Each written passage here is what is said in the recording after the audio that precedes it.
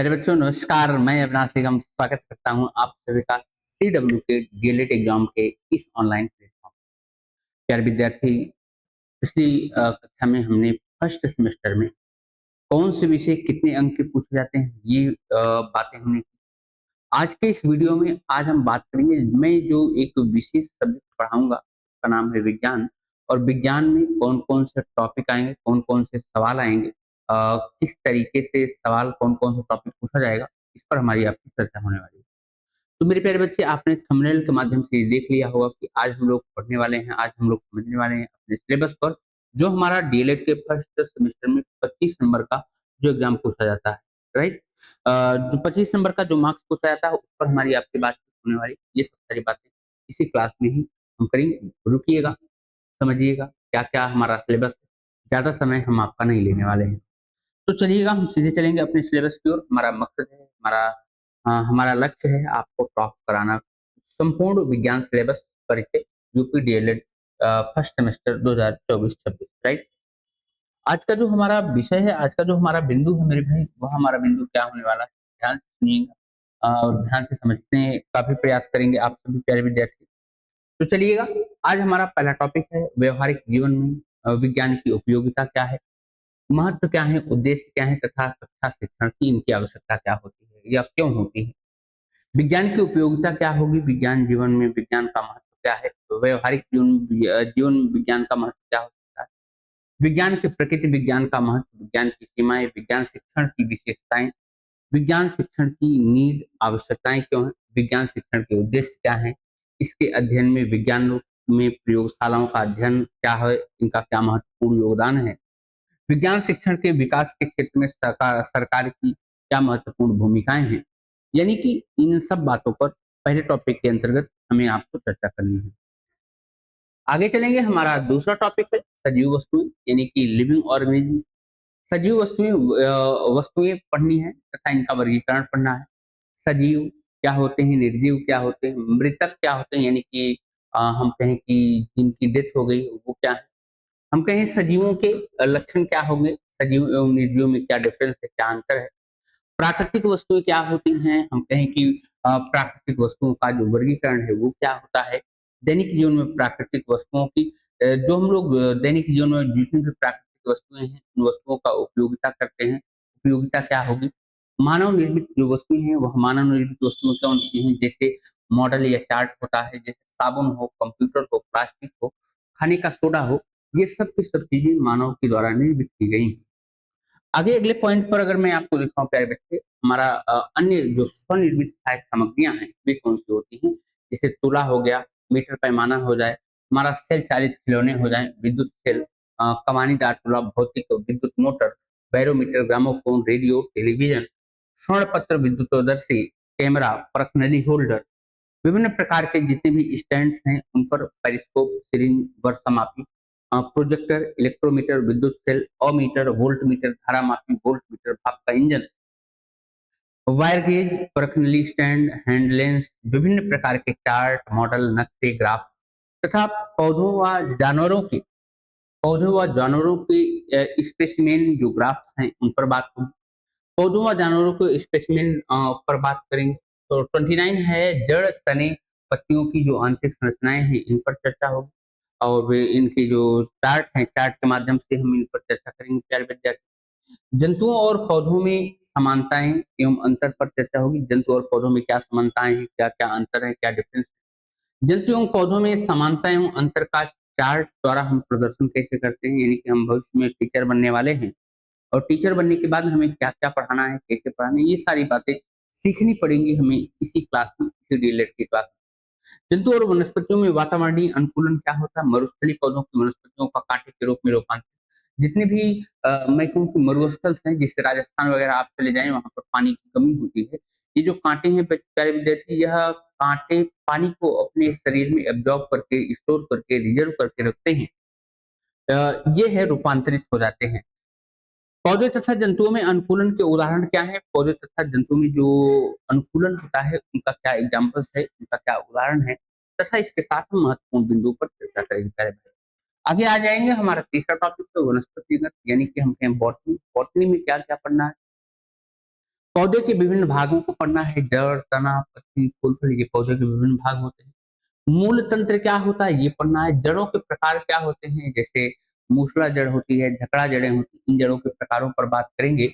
और प्ररोह तंत्र की बात करेंगे, तनों की विशेषताएं, तने की क्या विशेषता होती है, जो स्टेम है क्या स्पेशलिटी है, तनों के प्रकार क्या होते हैं, है ना, रूपांतरित तने क्या होते हैं, इन पर बात करेंगे। तनों के जो कार्य होते हैं, तने का काम होता है पौधों को यांत्रिक सहायता देना, यानी कि अगर पौधे में तना नहीं है तो पौधा अधिक समय तक स्टेबल नहीं रह पाएगा, यानी कि तनों का ये सब कार्य है।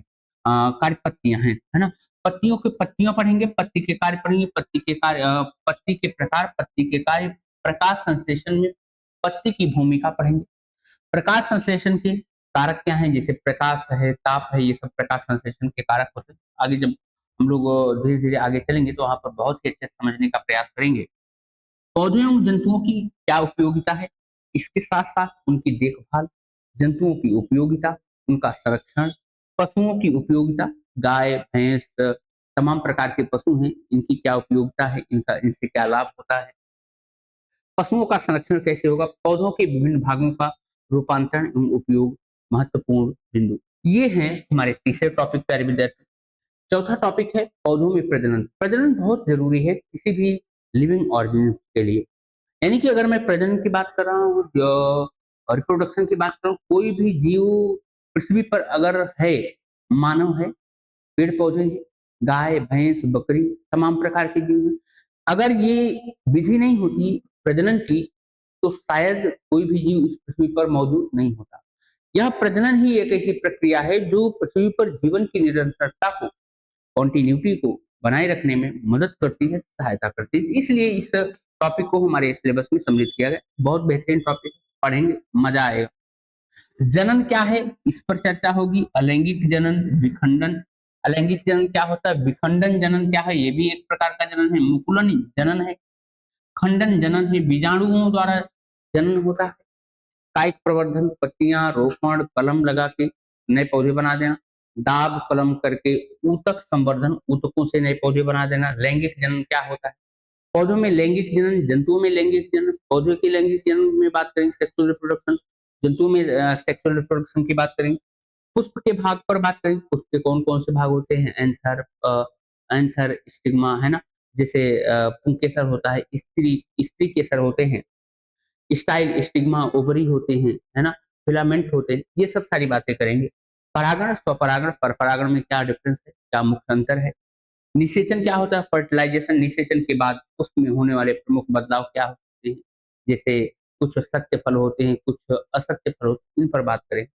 बीज सेम के बीज की संरचना, मक्का के बीज की बनावट, बीज तथा बीजों का अंकुरण क्या है, बीजों के अंकुरण के लिए आवश्यक परिस्थितियां क्या होती हैं, परिस्थितियां, बीजों में श्वसन, बीजों का अंकुरण, नवोद्भिद के लिए भोजन, बीजों का प्रकीर्णन, ये सारी बातें इस टॉपिक में पढ़नी। इसके साथ साथ बीजों के प्रकीर्णन की परिभाषाएं क्या होंगी, स्कैटरिंग जिसे हम प्रकीर्णन कहते हैं, बीजों के प्रकीर्णन की प्रमुख विधियां क्या होती हैं, और इनके साथ में अंत में हम बात करेंगे महत्वपूर्ण बिंदु पर।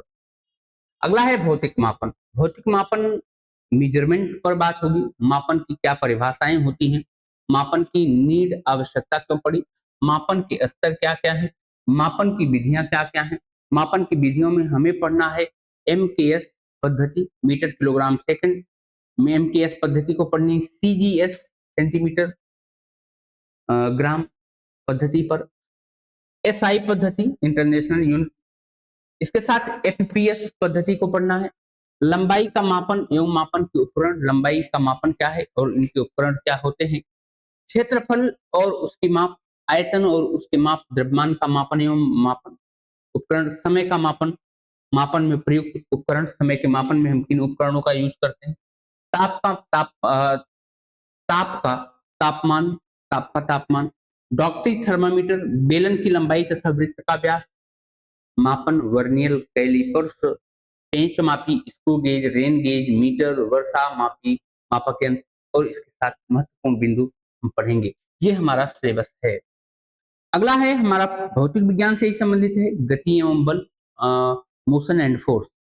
गति क्या है, गति के प्रकार क्या होते हैं, रेखीय गति, वृत्तीय गति, घूर्णन गति, दोलन गति, गति के समीकरण, अदिश एवं सदिश राशि, गति के नियम क्या है, चाल क्या है, चाल की परिभाषा क्या है, सूत्र, मात्रक, चाल के प्रकार, बल, बल के मात्रक तथा बल के प्रभाव।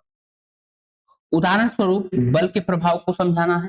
बल के प्रकार कौन-कौन से होते हैं? एक तो पेशीय है, गुरुत्वीय है, चुंबकीय है, विद्युत है। घर्षण बल की अपने दैनिक जीवन में घर्षण बल की अपने दैनिक जीवन में क्या उपयोगिताएँ होती हैं?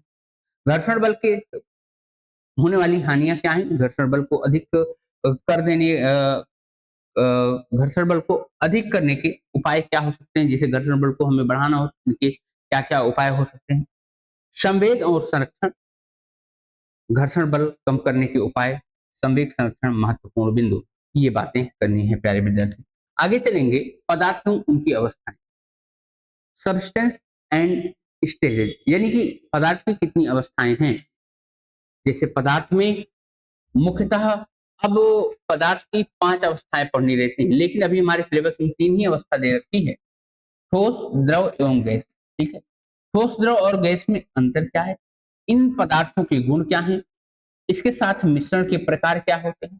वाष्प और गैस में क्या अंतर है? पदार्थों को हम अलग कैसे करते हैं? अलग करने की कौन-कौन सी विधियाँ होती हैं? पृथक करने की विधियाँ कौन-कौन सी? जैसे यहाँ पर कुछ विधियाँ दे रखी हैं, जैसे फटकना और ओसाना, हम लोग घरों में फटकना और ओसाना देखते हैं, घरों में सूप होता है। बीनना, चालना, बीनना और चालन विधि, चुंबकीय पृथक्करण, ऊर्ध्वपातन, तलछटीकरण, छानना, भारण, अपकेंद्रण, वाष्पन, आसवन, आंशिक आसवन, क्रिस्टलीकरण और इसके साथ इस टॉपिक में जो कुछ महत्वपूर्ण बिंदु हैं, इनको हमें पढ़ना है। हमारा 7वां टॉपिक है।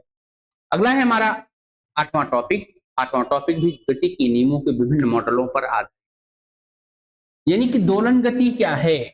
दोलन गति के लक्षण क्या हैं? क्षैतिज कमानी लोलक के दोलनों का अनुरेखण क्या होता है? सरल लोलक के दोलनों का अनुरक्षण क्या होता है? 8वां टॉपिक है और हमारा अंतिम और 9वां टॉपिक है, जिसे हम लोग कहते हैं प्यारे विद्यार्थी विद्युत चुंबकीय बल मॉडल। विद्युत आवेश धन तथा ऋण आवेश, आवेशों में आकर्षण और प्रतिकर्षण, धन तथा ऋण आवेश साथ-साथ प्राप्त। ये सब सारे टॉपिक तो आपको पढ़ने हैं विज्ञान के प्रथम सेमेस्टर में।